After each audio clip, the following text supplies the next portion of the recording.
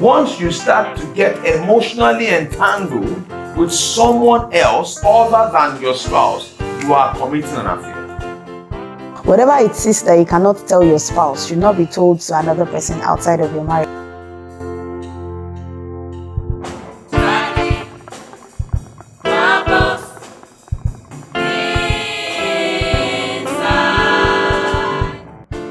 All those things are excuses to validate what we're doing. This is a process. It begins with a simple phone call and then a simple hangout. Before you know it, you begin to find common ground.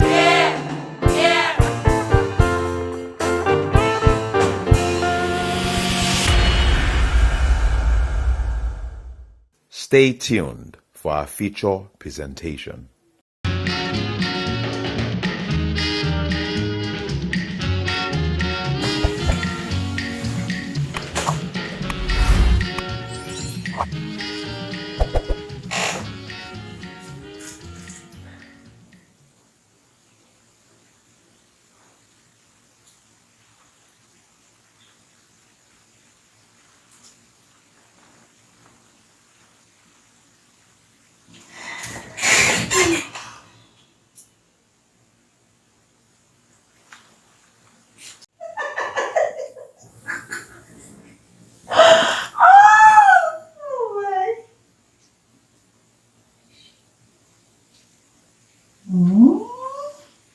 Okay.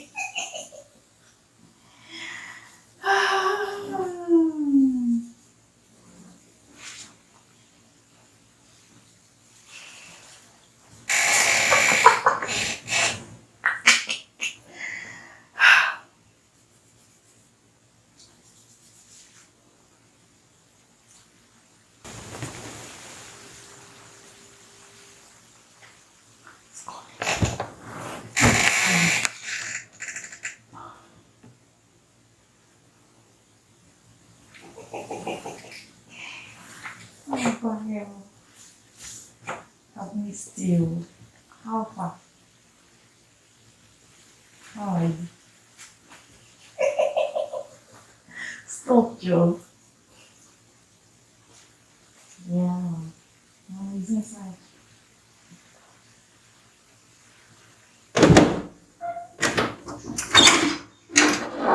Oh. Alright, good night. Okay.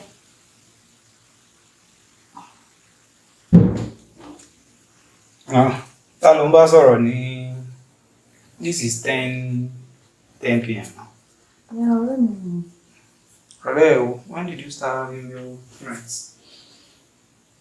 Because that's a new picture I'm seeing there. Ṣé wọ́n ṣe báyọ̀ ni? By your colleague in the office. Àbíkẹ́. He's my friend now and there's nothing. Tomorrow. There's nothing. It's just a friend. See, I've been in this world for some years. Ọkùnrin àti obìnrin are never just friends. What are you saying? No, what are you trying to say? Calm down now, calm down. You are talking to just your friend. 10 p.m.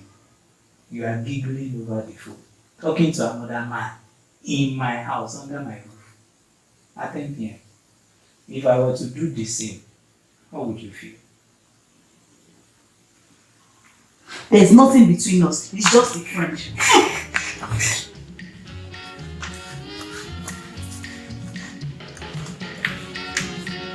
This is how it starts.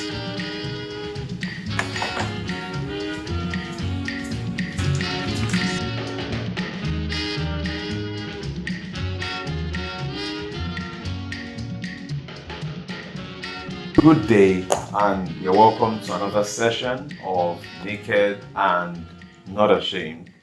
It's always such a pleasure to have these sessions together where we can interact, we can discuss, have conversations around the subject of marriage and the things that many times prove as challenges to our union with our spouse. The topic today, is closely related to that of last week. It's just that it's less grievous than that of last week, which is on the case of infidelity. This is less grievous, but more frequent. It's something that people usually fall into without realizing they are falling into anything. Is something that is a great misstep that people don't consider as a big deal. And what are we talking about? We're talking about extramarital emotional entanglements. I'm going to say that again. Extramarital emotional entanglements. The triple E. What are extramarital emotional entanglements? We know what are extramarital affairs. But we don't realize that when it comes to extramarital relationships or extramarital affairs, that the one that people consider as the grievous one is just the last stage of it. What is the last stage of it? The last stage of it is infidelity. But there are other ways by which you can step beyond the guidelines of marriage, by which you can trespass the union that binds you and your spouse. And many times people do this without even realize that they are violating anything. Once you start to get emotionally entangled with someone else other than your spouse, you are committing an affair. It's just the last stage that many times causes all the clamor, causes all the chaos.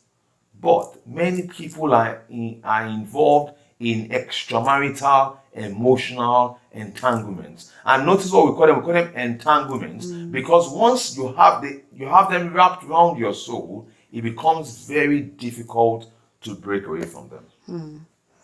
When it comes to entanglements, it's more of a habit. It's something that you do and it becomes a routine. And you see, habits are not formed overnight. It takes time. So that means this is a process. It begins with a simple phone call and then a simple hangout and then a ride to the office and back. And then before you know it, you begin to find common grounds. Before you know it, you begin to fill some emotional gaps that are there. And before you know it, it becomes an entanglement. And entanglements don't happen suddenly.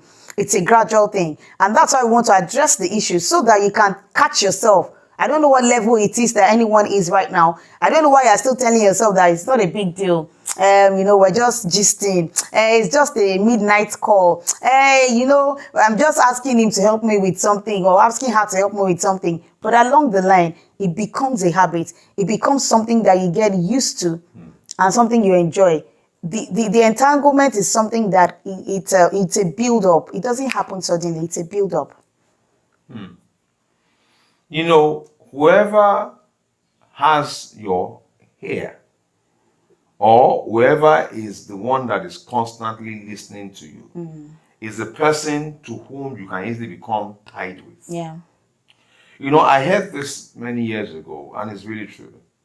They say that if you look at the shape of a heart, it actually, if you put two ears back to back, the shape, the image of two ears back, it will form the shape of a heart. You see, even when especially when it comes to women, their heart is the way to their heart. Their ears. Their ears. Thank you, sweetie. Their ears is the way to their heart. So if a woman begins to take solace in somebody that she can relay her burdens with, somebody she can talk to, somebody who understands her more than her spouse.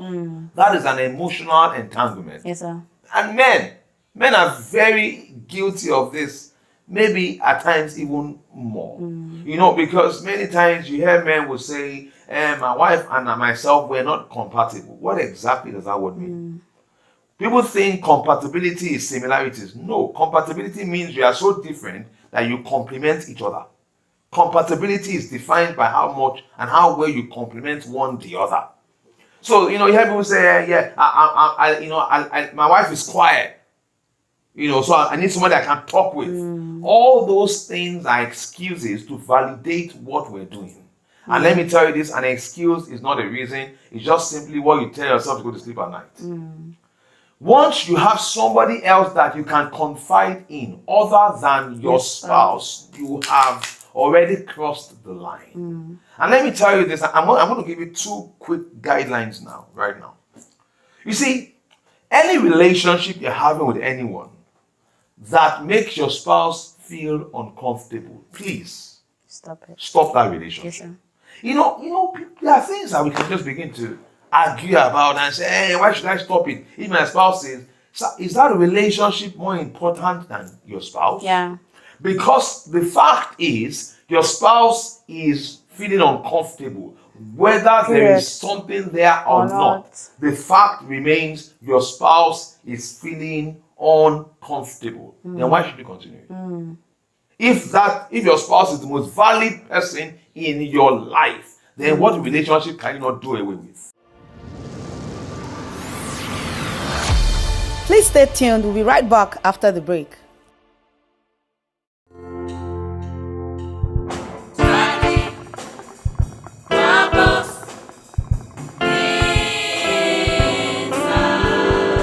See how to find favor with God and men. See, because the principles of God will bring profitability into your life. You're welcome to Vantage Church, a Colosseum with a clear-cut mandate to keep the saints with faith relevant for today's living.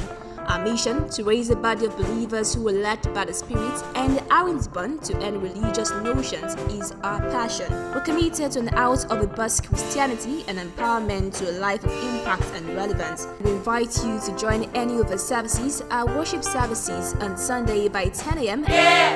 At Providence Court beside Coca-Cola, Mokola, Ibadan.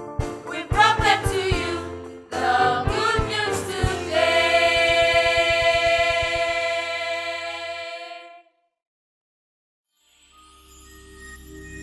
You're welcome back to today's episode on Naked and Not Ashamed. There is nobody that should be emotionally closer to you than your own spouse. And there are many ways by which people fall into these things without even realizing it.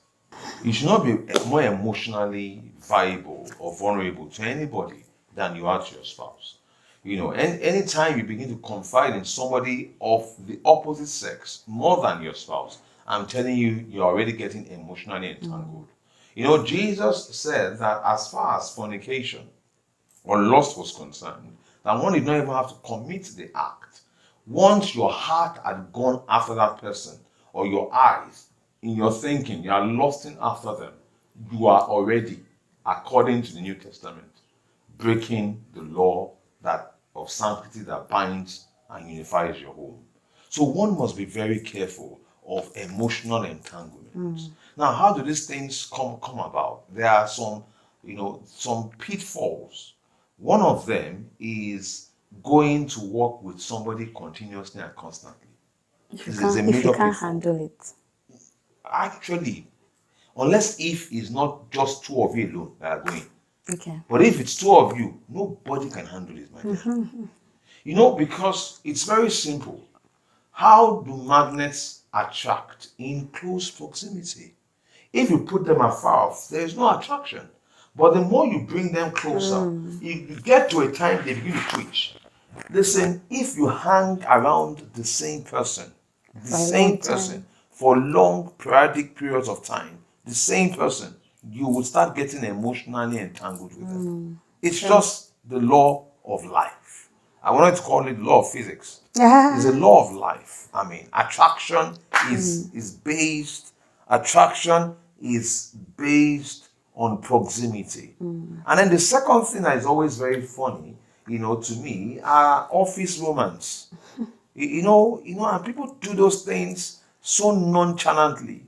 And you hear people saying things, in the office like, so and so is so and so's wife. When people will be joking in the office, listen, those jokes are not convenient. To begin to call or relate to somebody else as your spouse, other than your spouse, is crossing the line. And come to think about it, especially based on city life, we spend more time in the office than we do at home. Yes. So technically, you're spending more time with this person than you are spending with your own spouse. True. So when you begin to relate to that person as your boyfriend or your girlfriend casually, that is not a joke. And these things should be taken very serious. Very true. You know, there's something that especially women do. Women tend to find solace in another man. You hear things like, women's wala is too much, so my best friend is a guy. I'm more comfortable having Friends of the opposite sex. guys as Guy friends, as my friend. because you know, women gossip and everything, beef. There is always desperate this one and that one. They're always gossiping about me. Women have wahala. We understand, but you see, that's where it starts. By the time you start confiding in an opposite sex, because people believe that you have to have a best friend or somebody you can talk to apart from your spouse. Whatever it is that you cannot tell your spouse should not be told to another person outside of your marriage. Except God. Except God can fix it for you. So this thing of Except God. It's only God that you can tell. You should go tell the pastor. this thing of you looking for a friend in the opposite sex because that's the only person that can understand you as a woman, because the other women, their wala is too much. You know, women trouble this. A lot of times that person is also another person's husband. And what you would not want is somebody confiding in your own spouse, in your own husband. So you should look at it like this. If I confide in somebody else's husband, that means another person has the right to confide in my own. That's right. Whatever I sow, I would reap. Would you be comfortable in your husband counseling or talking to another person or another lady in the name of best friend? We're not saying don't have best friends. We're saying avoid all the entanglements, avoid all the emotional attachments. I say one thing that I always tell people is, while you're talking and it becomes a routine over and over again, you're making an emotional deposit. You're getting involved. So that same person is also depositing into you some emotions. You know, talk for some people is therapy. By the time you're looking forward to talking to that person over and over again, by the time you're confiding in that person, and you know, when you're having those long talks, you know, it's doing something to you as well. You're getting satisfied emotionally. That's an emotional entanglement. And the funny thing is, you might not mean any harm, but what are you doing to the opposite sex? What are you doing to the next person? How is that affecting that person emotionally, psychologically, and everything, and mentally? So let us consider these things in choosing who to confide in, who to talk to. At times, you might just feel like hanging out with friends. Then maybe you can be 3 rather than just 2 people. Exactly. Can you take one extra person? 3 is not a crowd when it comes to this. 3 is actually sanity. Actually, that's it's balancing. 3 is a crowd. That's why you should be a crowd. Okay, 3 so I would just be 2 of you. Because it's just 2 people, then you're looking for trouble. Once it's not 3 and it's 2, as they say, 3 is a crowd. Yeah. Once it is 2, it's personal. You don't get a crowd. You don't need anything personal. Awesome. You know, if you ask, who can you like? Anybody. You remember the saying, beauty is in the eye of the beholder? There's nobody you cannot like. It's a function of proximity. Spending time one with the other. Let's be sincere. Have you ever seen couples that are married and you looked at the husband and you thought, what did he say to this beautiful woman that made her say yes? True. Or at times it's the other way around. You look at the wife and you look at the fine boy he's married to, and you're like, what in heaven's name did he see? Yeah, they tell her. It lets you know beauty is truly in the eye of the beholder. They say somebody is not fine, hang around them long enough. Yeah. I remember something my mom said many years ago, and I've referred to this before. And thank God it was a woman that said so, because if a man was to say it, he would be crucified. My mother said to me as a young man, he said, a woman can marry a monkey. That caught my attention. I was like, Mom, I mean, what do you mean? She said, yes, just give it time. Hang around the monkey. He begins to look fine. Exactly. So there's no such thing as, oh, we're just friends. If you are depositing constant hours and time to that just your friend, it will begin to build emotions. Sure.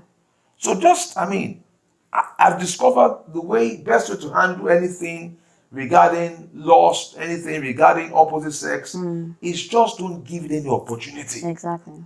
In fact, I have a rule or a guideline that has worked for me very, very well. Any woman or any person of the opposite sex around me can only fall into 3 categories. You are either a mother, which is spiritual mother, or you are a sister, whether physical or spiritual sister, or you are a daughter, whether physical or spiritual daughter. I don't have any female friends. Any woman that does not fit these 3 categories, I do not need in my life. Why? Because the boundaries of friendship are the ones that are easily crossed. Yeah. You know, there's nothing wrong in canceling a person, but once it begins to engulf too much time, cut it off. It's trouble. Please stay tuned. We'll be right back after the break.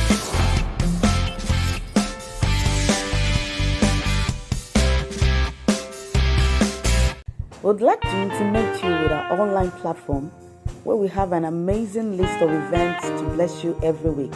You can join us for prophetic prayers every Monday to Wednesday by 6 a.m. where we connect to God's blessings. Every Tuesday is our special couples session by 7 p.m. where we talk about every area of marriage, relationship, finances, and children. On Wednesday, we have our midweek Bible study by 7 p.m. to help us grasp the deeper understanding of the things of God. You can join any of these awesome live sessions at Yinka Adeleke on Facebook and Instagram. Simply search yinka.adeleke on Facebook, Yinka_Adeleke on Instagram. You can also search for Yinka Adeleke on YouTube for amazing and insightful messages covering every subject. You can also enjoy reruns of all our Naked and Not Ashamed sessions on Facebook, Instagram, and YouTube every Friday by 8 p.m. You'll surely be blessed. You're welcome back to today's episode on Naked and Not Ashamed. All right, you see, one other thing that I also want us to look at is the issue of people's temperament. You see, when it comes to temperament, when it comes to managing your emotions, a lot of times when you have issues with your husband, you want to quickly talk to somebody about it. You want to go and tell somebody about what is happening. Very slippery slope. It's a dangerous thing. And you know, a lot of times, if you tell your female friends, you're afraid that they might use it against you one day. Men would hardly go to another female and report the wife. But women usually go to another male to report their husbands. He's a man, you understand. What you're saying is you're asking for that man, you're giving that man permission to look or to get involved in your matter. And anybody, and you know, he will come from the angle of, oh, he did that to you. I'm so sorry. Can I interrupt? It's more than that. When you're asking another man for advice concerning your husband, what you are telling that man that you're a better man than my husband is. Yeah. And you're giving that man leverage over your husband. And at that point, that man begins to feel like, okay, I have a say in this matter. And because I have a say in this matter, I'm entitled to this person. You see, like we say, it's a gradual process. It doesn't start overnight. It might start innocently, but it doesn't end well. It doesn't end well. And it disrupts a lot of things. And like we said last week, by the time it starts, it's better off not starting, because forgiveness is a very serious thing. And it takes time. Healing takes time. Why not just avoid it rather than go through this trouble and the stress of it? Avoid private calls.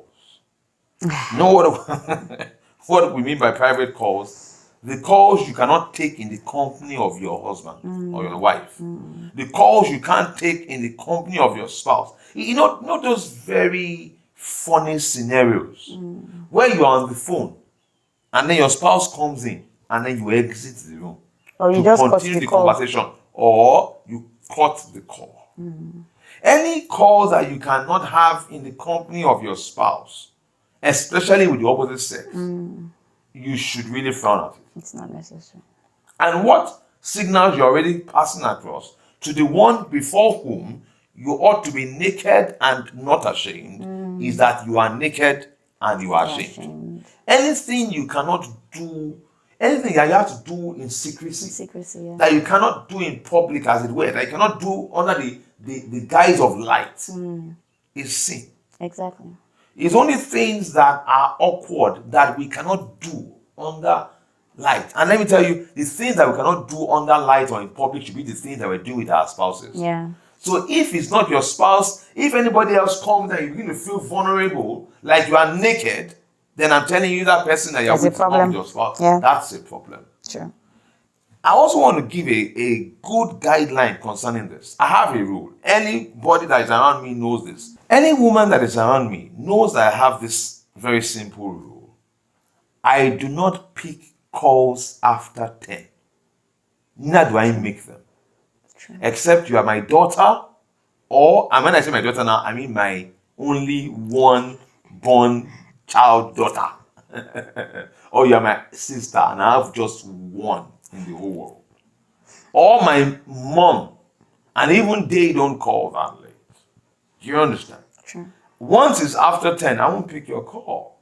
And once it's after 10, I won't call you. Whatever, cannot wait till day. I just create boundaries. You see, you have to have boundaries. Because when you have boundaries and you respect them, people respect them with you. True.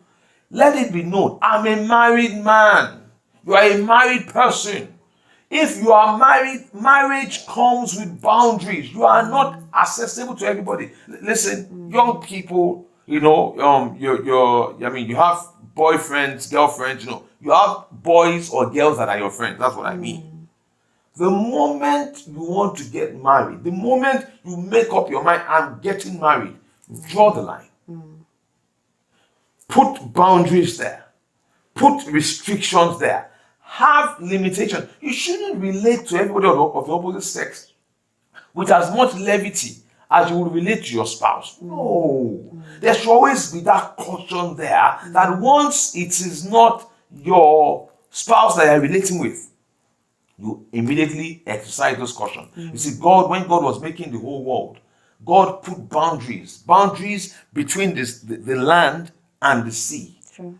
Boundaries between the day and the night. When they say as distinct as day and night, boundaries. Those boundaries should be recognizable. That is why you remember in the Bible, when Isaac told the king that Rebekah was his sister, and then the king now saw Isaac spotting, that's what the Bible uses, spotting with his wife. The Bible says the king saw him and called him and said, evidently, this woman is not your sister. This one is the wife. Why did you lie to me? How did the king know? There are some kind of gestures you should not be making with anybody that is not your spouse. For crying out loud. You should have respect for yourself. You should have boundaries. You should have decorum. Please stay tuned. We'll be right back after the break.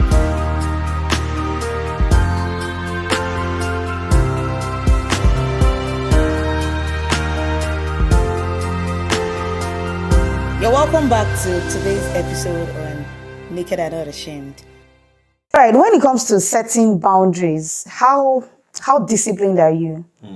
How willing are you ready to let people know that I don't take this? How ready are you to take, you see, there's some people that they will tell you, you don't take no for an answer. Some guys don't know how to take no for an answer. They'll keep pestering you until you succumb to whatever they're requesting from you. But as a lady or as a woman, as a married woman, you should learn to stand your ground and say, because of this, I will not do this. And you see, it comes with the territory. Some women are very soft-hearted. They are very lenient. You are very easygoing. You don't want trouble. There are times where you have to make your stance known in a very harsh way. And if you can't do it, get somebody that can help you do it. Get somebody that can help you straighten the line and put boundaries into things. And you see, this softness of, I'm just trying to help this person. This person is my... God, if he's your child, he's your child. If he's not your child, there's a limit to what you can do. The moment you see you have done your best, please let go. It's difficult for women to let go at times. All in the name of, I want to help, I want to support, I want to... When it comes to some boundaries, please, please, please set those boundaries and stand by it. Another thing I want us to know is if you have to dissociate. Yes, and distance yourself. And distance yourself for a while, just so that you could get your stance, you might have to do that. At times, distance can help. At times, avoiding each other can help. At times, avoiding that environment, avoiding that person, avoiding that that maybe you go to eat somewhere, you know that you see that person every time you go to that place, or a particular place where you do certain things. There was a time I had a friend that it was someone she met at the mechanic workshop, and every time her car is always having a fault, so that she can go and meet that person. This person is not a mechanic. He also came to fix his car. Yes. And before you knew what was happening, the mechanic workshop became the meeting point. Wow. So any small thing, my window is not rolling up, I'm going to mechanic. My tire is doing something, I'm going to mechanic. And so the other one was like, where did you start this passion of going to mechanic's place? On a normal day, you don't like taking your car to the mechanics, until she confided in us to say that, you know what, it's because of this person. And she was able to catch herself on time. And that's one thing, you should be able to catch yourself. The moment you catch yourself, please run. Run. Because you can keep giving yourself excuse of, I'm just trying to do this, and it's because of this person. Listen, that person's weakness is a weakness. Do not fall for it. You are not God, you can't save the whole world. So just take a walk and allow it to be. You see, my wife just hit on a major point there. If you lie to yourself, you can't go very far in life. You know, there's an adage in Yoruba land that says that two people, you can't be lying to two people at the same time. Meaning that if you're telling somebody a lie, at least you should not be able to tell yourself the lie. You should be able to tell yourself the truth. You should know that, look, what I'm saying is a lie. You know, in life, be able to face reality and call it what it is. Yeah. When you start seeing your heart going after a person, you should know. Yeah. You should know. One of the secrets to even locating this, when you start looking forward to that person's call, when you start to fidget, you start to look at your phone and like, this person has not sent me a message, this person has not yet called me. Listen, call it whatever it is. Just call it what it is. Don't stop lying to yourself. Call it a spade. Just call it whatever. Just stop yourself and say, hey, I'm already gone. I'm already gone. You see, the secret to life is not to play around the edge. Many a times people do too many things close to the edge, too close to the edge for my liking. You know, I'm a person that based on my upbringing, you don't put anything, especially something that is breakable, close to the edge. So it's part of my programming. If you are around and you put something close to the edge, especially something that can break it falls, I'll push it off the edge. Yeah. Don't dance around the edge with your life or your marriage. I heard this story many years ago about a university that got a particular truck, a trailer, to be used to convey their stuff for logistics. And it was top of the range, very expensive. So they're looking for drivers that could drive, that they could entrust that trailer into the driver's hand. So several people, young men, came for interviews. And they asked them a very simple question. If you're driving around a cliff, how close to the edge can you get? Oh, the young men had a field day. They said all manner of things. You will say, we can get so close to the edge. If one guy said, I can get so close to the edge that I will even balance one side of the tire off the edge. I can be that good. And the only one tire will stay on the other side and I will balance the car. And then this elderly man came in. When they asked him, the man said, I'm actually a married man. And I have responsibility, a family that looks up to me. So I don't like to drive close to the edge at all. I'd rather stay away from it. They said you are a man. You are the man we're looking for. Don't drive, dance, or live on the edge. There's a principle of life. Anytime you stay close to the edge, you eventually will fall over. It's just a matter of time. I've ever seen people and you just say, me and that person can be friends. Hang around them long enough. I've ever seen bad habits and you're like, how can people be doing that? Hang around them long enough. So what I've discovered is the easiest thing is not to even have these issues to contend with. Just keep them Avoid it. Avoid it. Keep them as far from you as possible. That's why the Bible says that flee youthful lust. Just avoid it. Just stay away from it. And you discover that your heart will have very little work to do. You don't have to be struggling with things.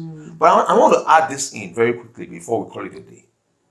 What now happens if you find yourself there? When you realize you're already emotionally entangled to a person. If you be sincere enough, tell your spouse about it. Just be sincere and be frank. You see, because many times those things don't happen without your spouse's help. Like we talked about last week when we were talking about infidelity. those things do not happen without your spouse's aid, that means that there has been gap between you and your spouse. between you and your That spouse. somebody else has come to fill that void. True. That is not an excuse nonetheless. But you can work on it together. And also let your spouse know, I need us to be closer. I discovered I'm talking to this person too much. I don't like it. If you make yourself accountable, you make yourself open and vulnerable to your spouse, you are naked, you have no reason to be ashamed. Exactly. Be sincere enough where you can tell them exactly how it is. We would love your comments to come in. We would love to hear your feedbacks. And we'd also love to hear your questions so we can know exactly what areas to address. So until next week, be naked and not ashamed.